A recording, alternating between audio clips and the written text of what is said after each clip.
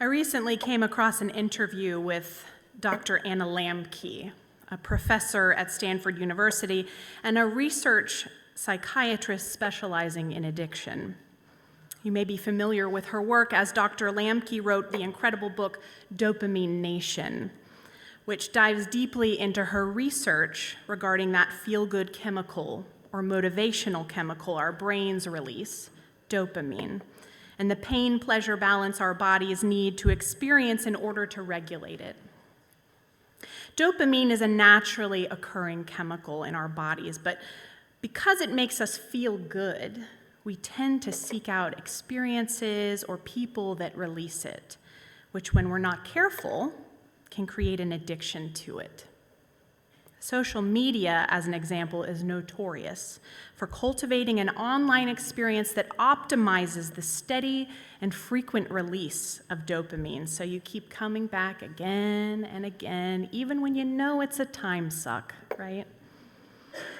As a way to combat this dopamine addiction, Dr. Lambke's findings indicate that regular exposure to discomfort would help to balance our dopamine releases and make the withdrawal from it less uncomfortable. Through this intentional practice of dopamine balancing, we're actually able to create resiliency.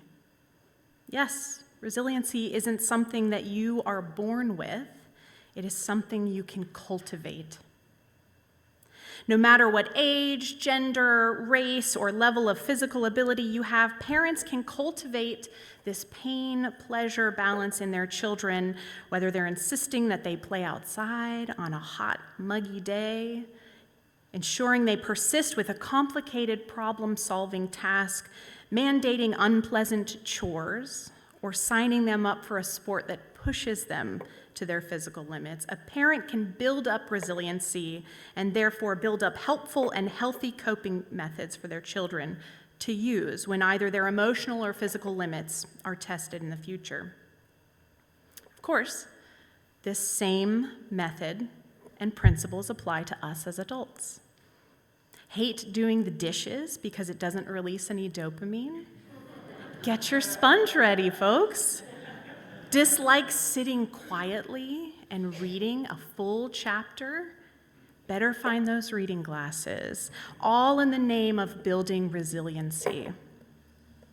Now, when I heard this interview with Dr. Lambke, it struck me as shockingly obvious and also tragically under-discussed. Obvious because once I considered it, much like you, I'm sure, I realized I already knew it. If you're anything like me, your parents told you 100 times that taking that trash out to the curb was character building. And dang it, they were right.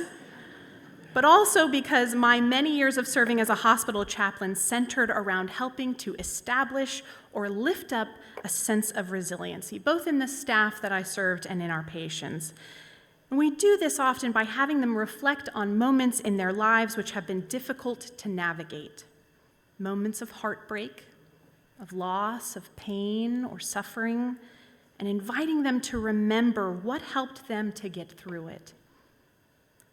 The goal being, of course, to remind them that they already have everything they need to make it through this trial within them. Resiliency is crucial given that the trajectory of our lives and experiences as humans is so unpredictable. Throughout the course of our lives, we will experience many triumphs and defeats, periods of great strides and setbacks, and not just individually, but communally. Our faith's progressive values experienced a pretty major setback during the recent election last year. So much of the good we've worked to propagate, the advances for ourselves and for those that we love that were hard-won, now seem to hang in the balance. In the face of this setback, it feels difficult to find commonality with our neighbors, difficult to have faith in the heart of our fellow Americans. And my goodness, is it challenging to look beyond the setbacks and see that arc of the moral universe still bending further towards justice, like our Unitarian ancestor Theodore Parker and later MLK spoke of. I think this is because we, who are finite creatures, whose lives seem so short in the grand scheme of things, we tend to focus a little too myopically. It's important to place this time or any other time of hardship or setback into the larger historic context so we can truly see that bend of the arc. So this morning, I am inviting us on what we can call a far-sighted journey to do just that. Unitarians are long-suffering in terms of setbacks to our theological doctrines and beliefs. Beginning during the Council of Nicaea in 325, when Arius took what we'd now consider Unitarian beliefs before the Roman Emperor Constantine. Arguments over the nature of Jesus and his relationship to God were spirited, to say the least, and resulted in St. Nicholas, yes, that St. Nicholas, slapping Arius across the face. As history would reveal, Trinitarianism and not Unitarianism was embraced by Constantine, and the Nicene Creed was written by the council declaring it so. For his refusal to conform, Arius was excommunicated, his works were burned, his followers declared enemies of Christianity, and he was exiled, a major setback by anyone's standards. If Arius were to only focus on the successful propagation of his beliefs during his own lifetime, he would have believed himself a failure. And yet here we sit today, speaking his name aloud from a Unitarian pulpit nearly 1,700 years later. Arius bent that arc. Traveling along Arius's road, Michael Servetus, a brilliant physician, mathematician, scientist, astronomer, philosopher, who has that much time in their life, and many more fields of study during the 16th century, he put forth his Unitarian beliefs in a series of works, beginning most famously with On the Errors of the Trinity, because we do not mince words, do we? In this work, he shared his belief that Trinitarianism had become a sort of tritheism, or the worship of three gods rather than one.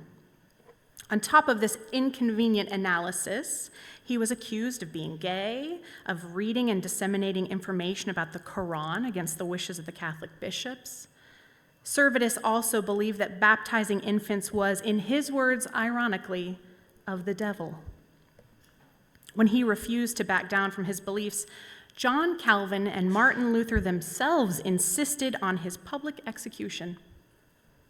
He was burned at the stake on a pyre of his own books.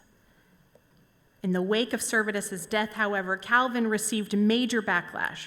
Historic Unitarian figures like Giorgio Biandrata began widely disseminating his works, sometimes under their own names. And his beliefs became wildly influential. If you know your UU history, Servetus is considered to be the father of the Unitarian movement in Poland and Transylvania, where much of our formal theological history begins in earnest. It's because of this spread to Transylvania that the Socinian movement in England began, planting the seeds of what would then become the English Unitarian movement, and from there that spread to the United States. Michael Servetus, huge setback. Huge. And yet again, here we sit, 500 years later, Unitarians who sometimes speak of the Quran, embrace diverse sexualities, and do not baptize infants. Servetus bent the arc. Let's skip forward a few hundred years to the next example. The suffrage movement in the US. Both Unitarian and Universalist women had a profound role in what would eventually become the 19th Amendment to our Constitution. In 1790, Universalist Judith Sargent Murray founded the first Universalist church in America and leveraged her great intellect to convince men of the God-ordained rights of women. She wrote what is understood to be the first essay on women's rights published in America, entitled, again, On the Equality of the Sexes. Unitarians Margaret Fuller, Elizabeth Cady Stanton, and Susan B. Anthony followed her and remain perhaps the most influential women participating in the suffrage movement. Fuller wrote Woman in the 19th Century, and the literature made its way to New York and eventually to the women who 3 years later called the first women's rights convention in Seneca Falls. Now, one of the major setbacks during the suffrage movement was the arrest of Susan B. Anthony after illegally casting her vote in the 1872 presidential elections. In her federal case, she unsuccessfully argued that the 14th Amendment qualified her vote as a citizen. Now, Anthony died before the amendment passed, giving some, but not all, women the right to vote. Neither Judith Sargent Murray, Margaret Fuller, Elizabeth Cady Stanton, or Susan B. Anthony ever saw the passage of the 19th Amendment in their lifetime. Their work remained unfinished at the time of their death, but they bent the arc and trusted that those who came after would keep bending it. It is in part because of their resiliency that I, and women in general, can vote. Moving forward through history and picking up where the fight for true access and freedom for voting left off, we enter the civil rights era. The stated objectives of the movement was to abolish legalized racial segregation, discrimination, and disenfranchisement in the United States. And there were many setbacks to this vision. While most aspects of the objectives have been met, others, of course, remain a work in progress to this day. The vast majority of Unitarian Universalists during the 50s and 60s believed in supporting this movement, including, of course, the Reverend James Reeb, a UU minister out of Boston. Reverend Reeb so believed in equal rights, he resigned from his fancy pulpit and moved his family to a poverty-stricken, majority black neighborhood where his children could attend integrated public schools, and he could work with the American Friends Service Committee on furthering the cause of civil rights.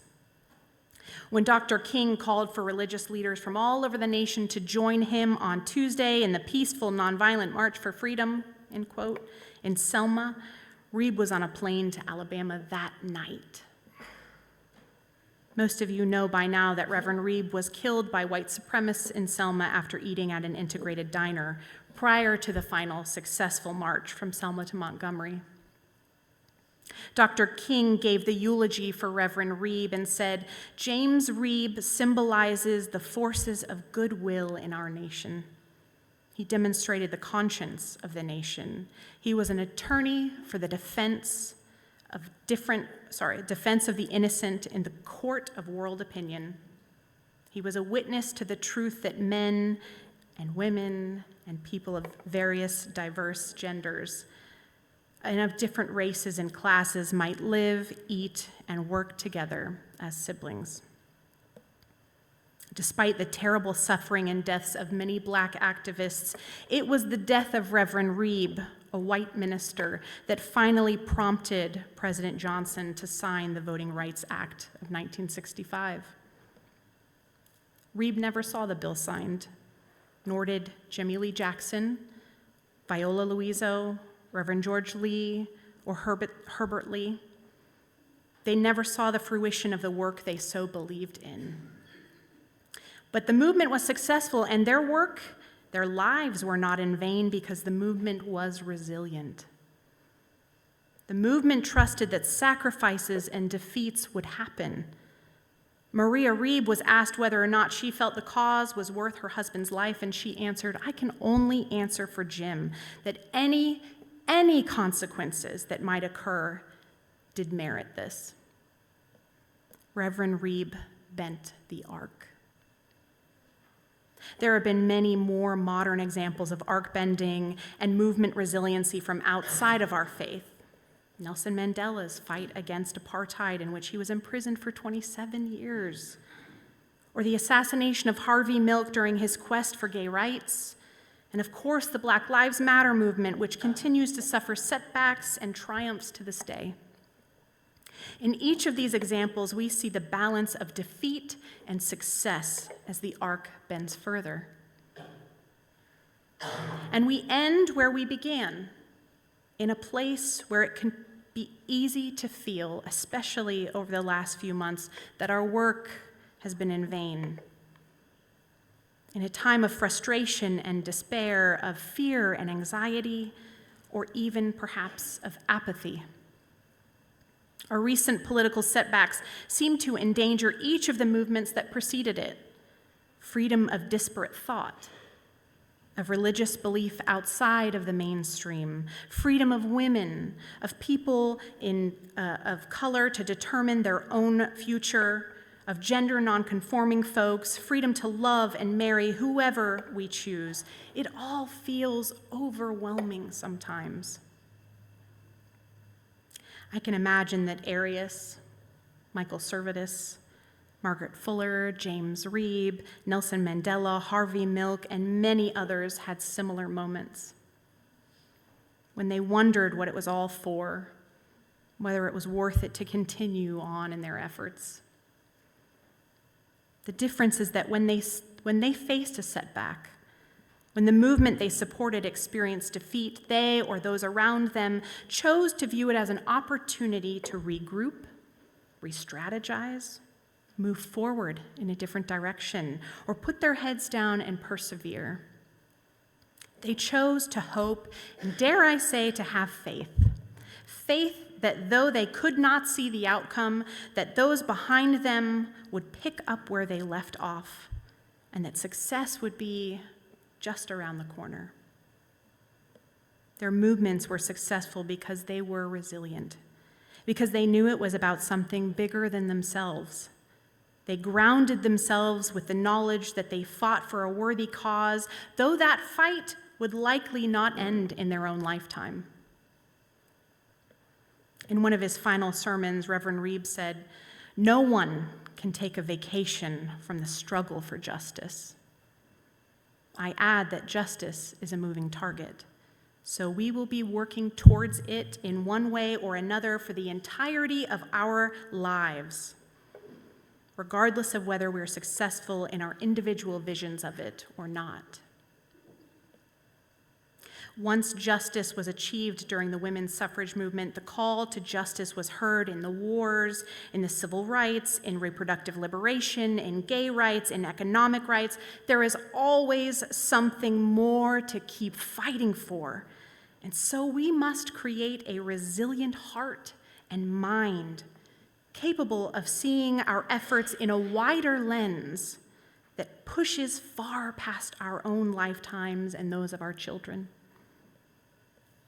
Not all fights for justice will look like a march, or a trial, or a book outlining our belief system, or a dramatic martyrdom, or an existential crossroads.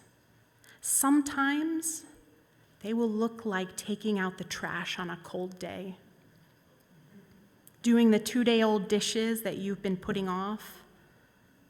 The fight for justice begins with waking up each morning and choosing to cultivate resilience in a world where it is easier to choose the dopamine rush.